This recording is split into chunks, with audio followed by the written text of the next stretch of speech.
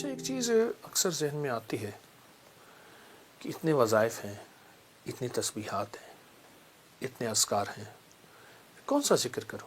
میرے آقا کا بھی فرمان ہے، مفہوم ہے، تھوڑا کرو پر وہ ہو جو روز ہو، تھوڑا ہو پر وہ ہو جو روز ہو۔ جیسے ہر دوا شفا ہے، پر میرے لیے کون سی دوا شفا ہے؟ ہر دوا بیماری کا علاج ہے، ہر جڑی بوٹی بیماری کا علاج ہے، ہر گولی کیپسول ٹیکا بیماری کا علاج ہے، پر میرے لیے کون سی دوا ہے؟ اگر آپ کو اللہ کا کوئی نیک بندہ مل جائے تو اس سے اپنے اذکار منتخب کرا لے، اور اس سے بڑا فائدہ ہوتا ہے۔ اور درود پاک سرور کونین صلی اللہ تعالی علیہ وسلم کے احسانات کا استحضار ہو، ماں کا احسان، باپ کا احسان، استاد کا احسان، کسی محسن کا احسان، پر کائنات میں سب سے بڑا احسان میرے کملی والے کا ہے، میرے آقا کا ہے۔ کیوں کر یار مناواں ہو، اے دکھ سانو ہر دم راسی، روندی ہی مر جاواں ہو۔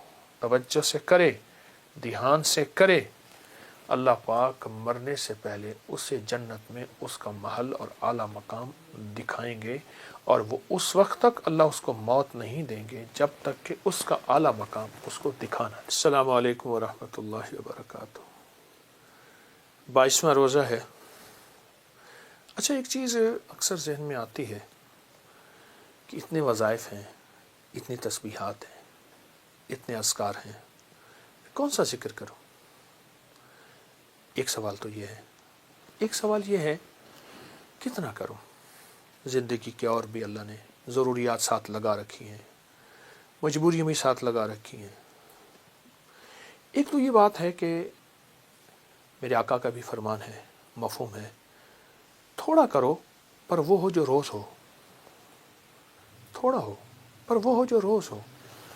آج تو دن رات ایک کر دیا، کل تھوڑا بھی نہ کیا۔ ایک تو یہ درخواست ہے، اللہ زیادہ کی توفیق دے اور زیادہ پہ استقامت ہے تو اور خوشی کی بات ہے۔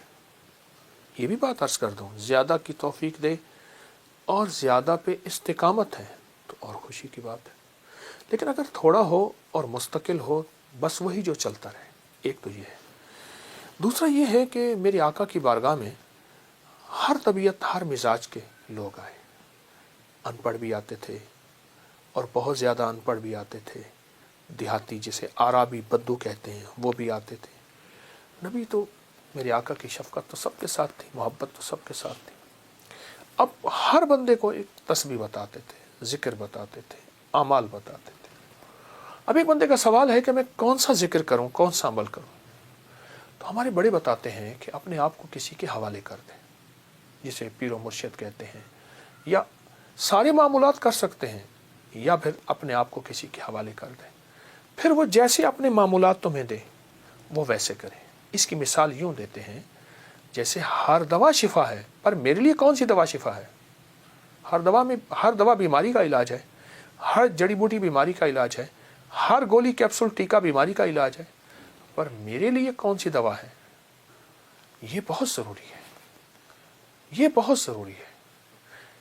رمضان کی ان گھڑیوں میں جب اللہ کی رحمت وسیع ہے تو اپنے اذکار بھی وسیع کیجیے۔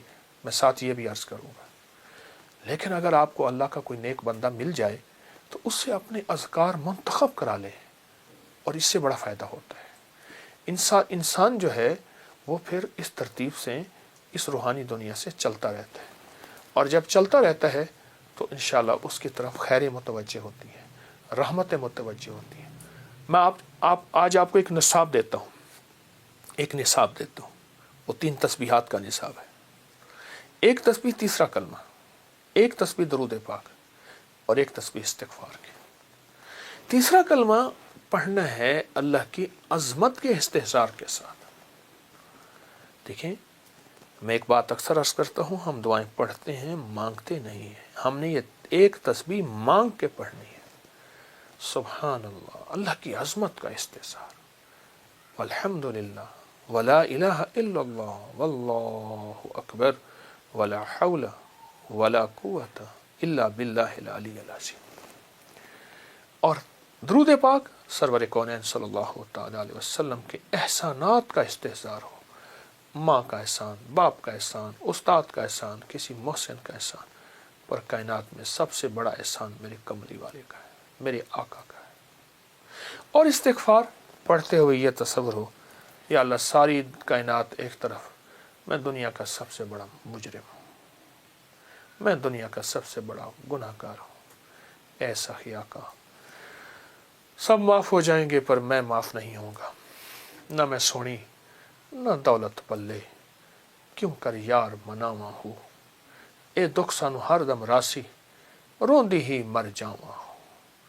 इस्तिग़फ़ार इस कैफियत के साथ, इस्तिग़फ़ार इस कैफियत के साथ। एक दरवेश ने यहाँ तक फरमाया, जो 3 तस्बीहात सुबह शाम एहतिमाम से करे, सिर्फ 3 साल, 3 तस्बीहात सुबह शाम 3 साल एहतिमाम से करे, तवज्जो से करे, ध्यान से करे, अल्लाह पाक मरने से पहले उसे जन्नत में उसका महल और आला मकाम दिखाएंगे, और वो उस वक्त तक अल्लाह उसको मौत नहीं देंगे जब तक कि उसका आला मकाम उसको दिखा ना दे।